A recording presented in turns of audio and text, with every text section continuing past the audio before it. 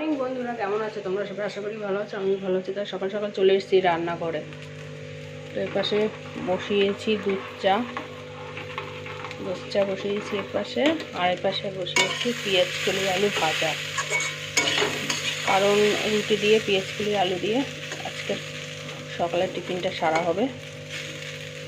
এখন পরে করবো রুটিটা, তো এটা আগে ভেজে নিই। তার সুন্দর কালার এসেছে। আমার কিন্তু পেঁয়াজ কলি আলু ভাজা খেতে খুবই ভালো লাগে।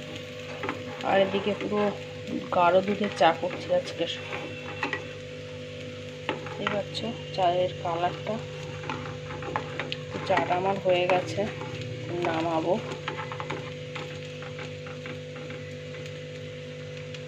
দেখতে পাচ্ছ পুরো গাঢ় দুধের চাটা।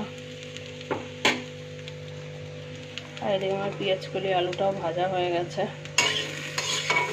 আর এদিকে দেখো চাল ধুয়ে নিয়েছি, আর মাংসটা ফ্রিজ থেকে বের করে জলে ভিজিয়ে রেখেছি। তো আজকে চিকেন করব। আর যেহেতু রবিবার হলে চিকেন আমার হবেই ঘরে, বাঁধা ধরা। রবিবারে পুরো চিকেন থাকবে। রবিবার চিকেন না হলে ভালো লাগে না কারোরই।